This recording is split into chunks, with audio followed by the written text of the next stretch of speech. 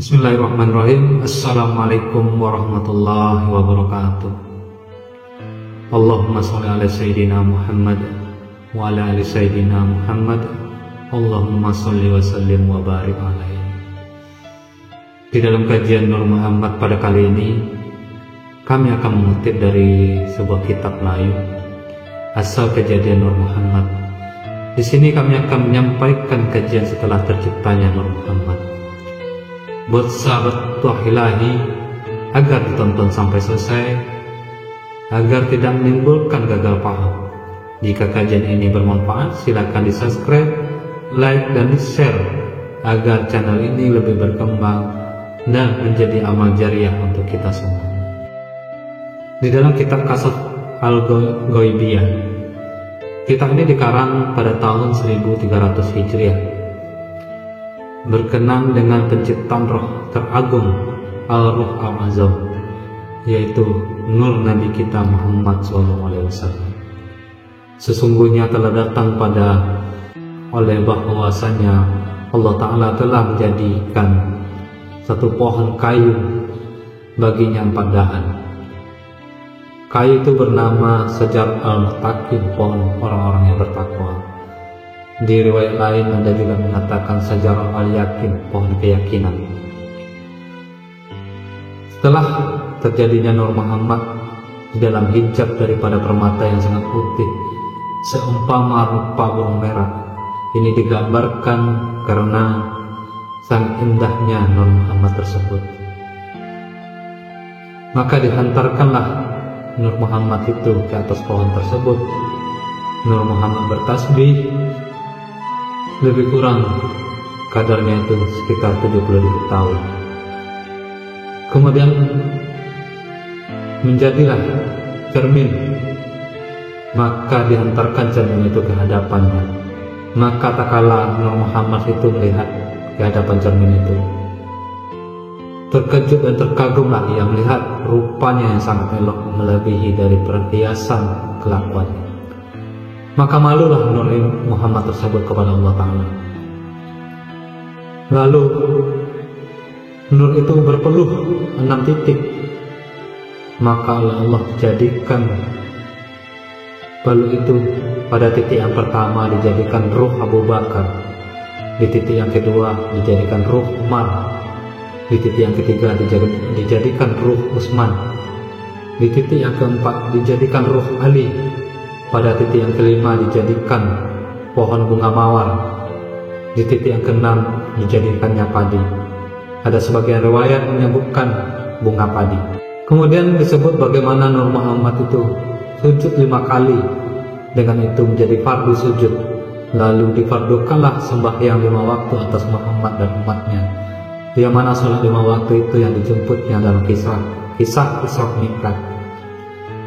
Kemudian Allah melihat kepada Nur itu, lalu malulah Nur itu, berpeluh lagi lah Nur itu karena malunya.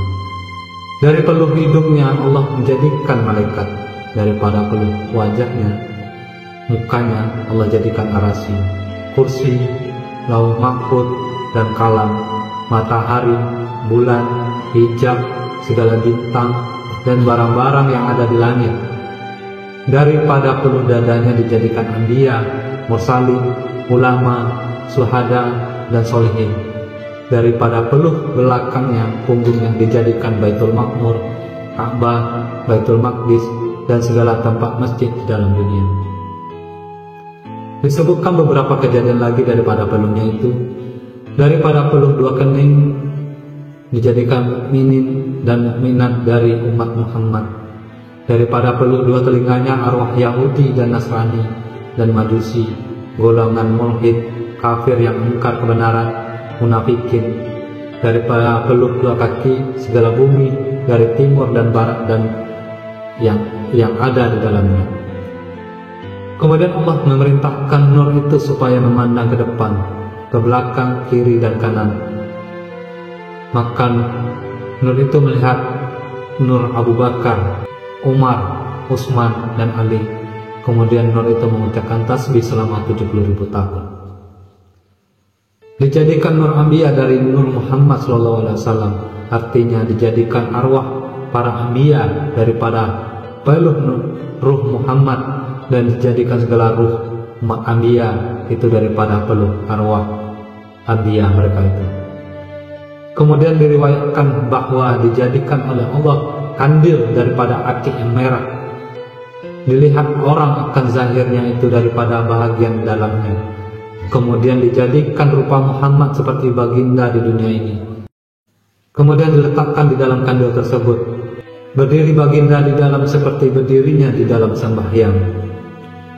Kemudian berkeliling roh segala anbiya dan lainnya di sekeliling kandil Nur Muhammad alaihissalam, mengucap tasbih dan mengucap tahlil mereka itu selama 100.000 tahun.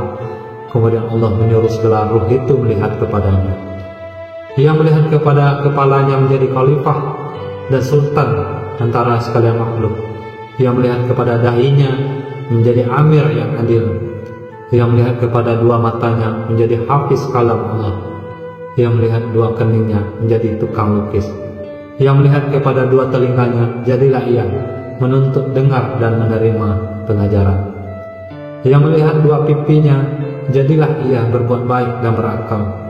Ia melihat dua bibir mulutnya menjadi orang-orang besar raja. Ia melihat hidung menjadi hakim dan tabib dan penjual bau-bauan. Ia melihat mulut menjadi orang puasa. Sedemikian seterusnya dengan melihat anggota tertentu. Jadilah orang itu mempunyai sifat-sifat tertentu di dunia nanti. Misalnya yang melihat dadanya menjadi orang alim, mulia dan mujtahid. Dan orang yang tidak melihat sesuatu kepadanya, jadilah ia mengaku menjadi Tuhan seperti Fir'aun dan yang seperti ini. Di dalam diskusi, adalah aku perbendaharaan yang tersembunyi, maka aku berkehendak akan diperkenalkan akan daku, maka aku jadikan segala makhluk supaya diperkenalkan akan daku. Di dalam hadis Nabi yang artinya yang awal-awal barang yang suatu dia jadikan Allah Ta'ala itu nurku, dan pada suatu riwayat ruhku, maka adalah sekalian alam ini dijadikan Allah Subhanahu Wa Ta'ala daripada sebab nur Muhammad SAW, seperti yang telah dijelaskan di atas tersebut.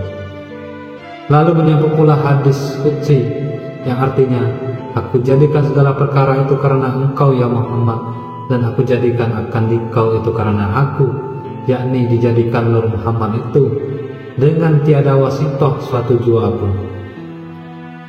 Melalui kitab terkenal inilah tersebar pemahaman tentang konsep Nur Muhammad di kalangan para muslim.